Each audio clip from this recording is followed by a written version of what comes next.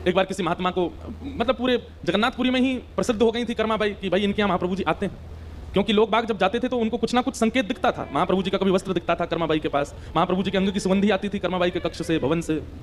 तो लोगों को यह बात सिद्ध हो गई थी, पता चल गई थी कि महाप्रभु जी आते हैं। तो एक बड़े विद्वान महात्मा गए और वो जाकर के कर्मा बाई से बोले, ठाकुर जी आते हैं आपके यहाँ पर? बोले हाँ आते हैं सुबह। कैसे बनाती हो आप प्रसाद? बोले मैं तो ऐसे चूल्हा धर देती हूँ, उस पर मिट्टी का बर्तन धर देती हूँ, ऐसे उसमें खिचड़ी चावल दाल ये सब डाल देती हूँ, ऐसे सब अपना रीति। अच्छा, तुम सुबह उठ करके पहले स्नान आदि करके नाम जप नहीं करती? कर्मा बाई बोली नहीं ये सब तो नहीं करती। तिलक स्वरूप नहीं लगाती? बोले नहीं नहीं ये तो नहीं करती। अब वो महात्मा बोले ओहो ठाकुर जी आ रहे हैं, तुम्हारे पूर्व का कोई प्रारब्ध है, नहीं तो जिस प्रकार से तुम कर रही हो इस प्रकार से तो ठाकुर जी को नहीं आना चाहिए।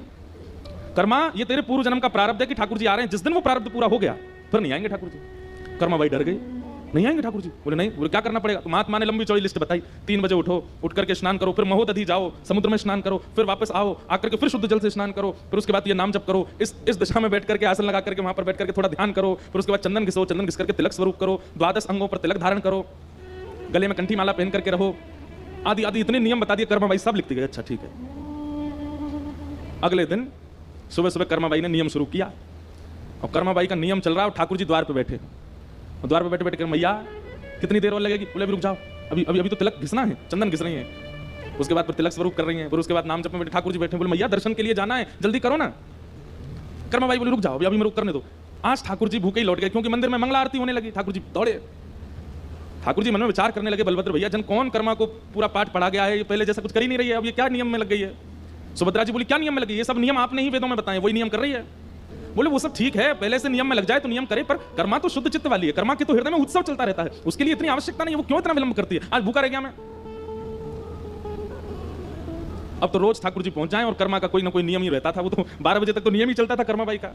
उनका नाम ही कर्मा इसलिए पड़ा। ठाकुर जी द्वार पर बैठे बैठे जल्दी कर्मा, माँ जल्दी कर, वो बार बार जल्दी कर्मा बोलते थे, इसलिए उनका नाम कर्मा बाई पड़ा। तो अंत में एक दिन ठाकुर जी को गुस्सा आई, कर्मा बाई के हाथ पकड़े, क्या कर रही हो ये? बोले मुझे सब पता है, मेरे प्रारब्धों की वजह से आते हो आप, और अगर मैं ये नियम नहीं करूंगी, नाम जप नहीं करूंगी, तिलक अनुष्ठान नहीं करूंगी, जिस दिन मेरा प्रारब्ध पूरा हो जाएगा आप नहीं आओगे।